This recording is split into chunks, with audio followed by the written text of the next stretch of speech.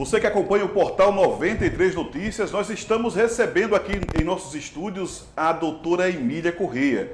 Ela que é pré-candidata a prefeita e nesse Dia da Mulher a gente já presta nossas homenagens à senhora, representando todas as mulheres sergipanas. Doutora, obrigada. Tudo bem com a senhora? Obrigada, bom dia. Bom dia, boa tarde, boa noite. Nós estamos aqui, né? Passamos por aqui em Itabaiana, logicamente não poderia deixar de passar aqui no portal. E a gente já aproveita nesse dia tão importante, deseja a todas as mulheres muita força, muita fé, muita determinação, porque só assim a gente vai vencer, seja em qualquer área, né? Doutora, ser oposição é complicado, é difícil e a senhora sente na pele todos os dias isso. Inclusive, nós tivemos episódios aqui mesmo em Itabaiana, onde o Valmir, que é seu correligionário, atualmente, não sei se continua, mas ele sofreu até imposições de oposição, até de pessoas que vieram em cima dele, né, incisivamente, para ameaçá-lo. Como a senhora vê essa dificuldade que tem a oposição em se impor, mostrar seu espaço, já que nós vemos aí a chegada de pessoas até mesmo fisicamente tentando impedir que ela se expresse, ela mostre o seu trabalho. Como é isso para a senhora? É uma falta, primeiro é uma falta assim, de conscientização, porque sem oposição não há democracia. Não pode existir uma democracia se não houver uma oposição, então tem que se respeitar a oposição. Independente do viés dessa oposição, ela tem que ser respeitada como tem que ser respeitada a situação, para que seja construído verdadeiramente o que a gente tanto defende, que é a tal democracia. Então, quando isso acontecer, quando isso ocorrer, eu entendo que tem que haver uma reprimenda dentro do processo legal para que não estimule fatos assim acontecerem como a gente percebe. Porque a oposição, que verdadeiramente é oposição, sente uma instabilidade muito grande. Porque, no caso, eu faço uma oposição muito forte, digamos assim, do meu jeito de ser. Forte do meu jeito de ser, no sentido de embates e debates. Não que eu seja qualquer coisa a mais do que o outro. Não, não sou igual a todo mundo. Mas a gente sente, sim, essa força, essa sombra do sistema. Mas, mesmo assim, mesmo sentindo, a gente não pode deixar de fazer. Uma oposição coerente, responsável, com conteúdo. Agora, esse tipo de ameaça, a gente pede que os órgãos estejam agindo dentro da legalidade para frear qualquer tipo de coisa assim, porque senão a gente está pregando uma democracia hipócrita, né? Porque não pode ser por aí. Doutora, a senhora segue muito seus princípios. A senhora tem uma linha de pensamento, essa linha de pensamento a senhora carrega consigo. Isso dificulta a escolha do seu vice. A gente vê comentários que a senhora está sendo muito seletiva na questão da escolha do vice, buscando nomes e até, quem sabe, buscando uma chapa limpa, uma chapa unitária do seu partido. A senhora está dificultando esse tipo de coligação com certos nomes? Não, veja, primeiro a questão do vice. Se divulga muito sobre a questão do vice, quando ainda a gente não bateu o martelo. Como é que a gente vai seguir, qual é a linha partidária, qual é o partido. Nós temos conversas evoluídas, conversas avançadas, mas ainda não tem um martelo batido. Aí já se fala do vice.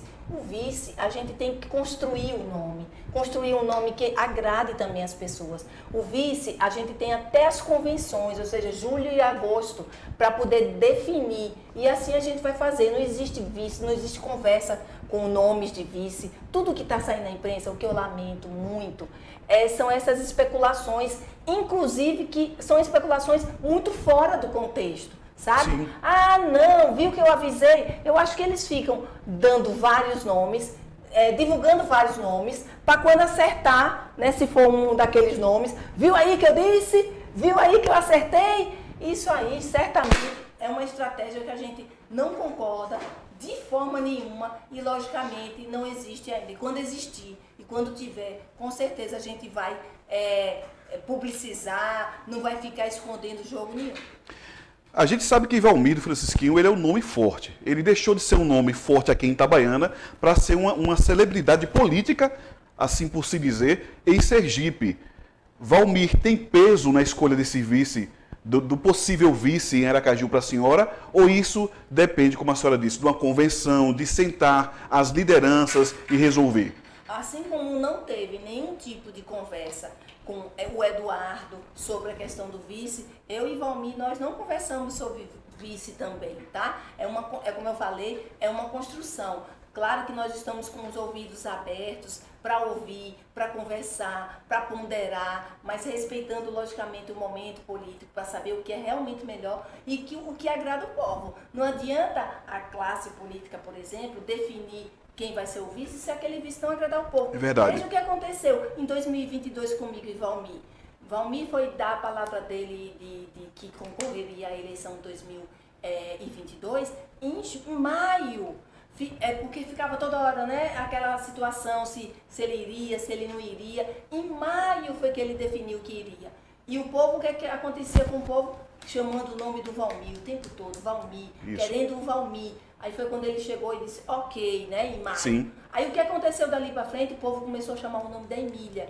A Emília. Exatamente. Era o povo. Enquanto eles se reuniam em gabinetes para dizer outros nomes de vice, o povo estava chamando o nome da Emília. A gente quer a gente quer ouvir as ruas lá em Aracaju, qual é o nome que agrada, né? Claro que talvez estejam dizendo um, estejam dizendo outro, pode ser um desses nomes, mas ainda não é o momento. Então, tanto Valmir quanto Eduardo, não houve conversa sobre nome de vices. Isso é especulação e com qualquer coisa que esteja havendo ou que haja uma possibilidade, no momento certo a gente vai estar dizendo.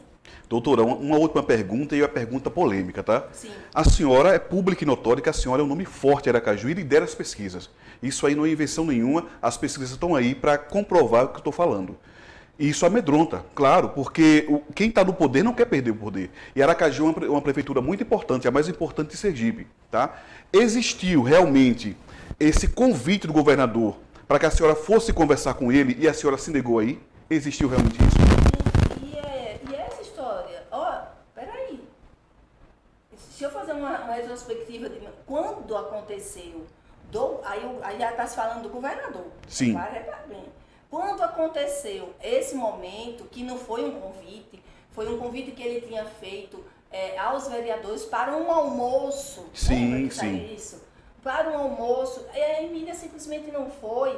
Por que a Emília não foi? Primeiro, ela tinha um compromisso já reagendado, que eu não tinha como remarcar. Sim. E eu priorizo isso. Teve uma vez agora, recentemente, que eu fui convidada para dar uma entrevista em uma rádio de muita potência no estado todo, mas já tinha pré-agendado uma entrevista numa rádio comunitária.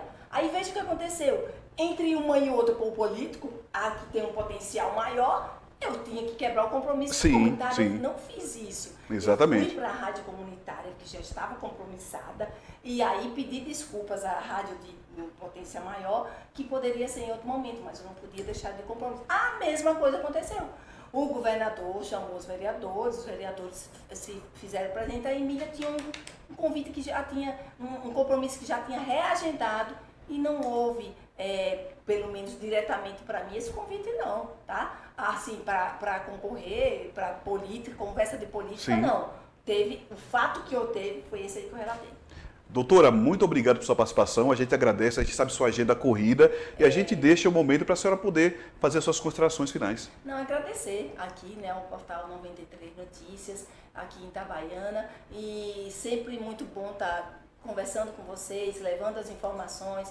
Eu quero, inclusive, dizer, se você quiser saber qualquer coisa sobre a Emília, vai nas nossas redes sociais. Sim. Emília Correia Oficial no Instagram, no Facebook. Nós temos nosso canal no YouTube, Emília Correia. Sabe por quê? Porque as especulações, infelizmente, vão continuar a acontecer. Mas se você quiser saber realmente o que é sobre a Emília, vai estar nas nossas redes e em algumas partes da imprensa séria. Porque aqui especula, é complicado. Exatamente. E o arroba doutora Emília Correia? Arroba Emília Correia. Emília Correia. Correia sem o I, tá? Sim. Tanto no Facebook quanto no Instagram e no YouTube.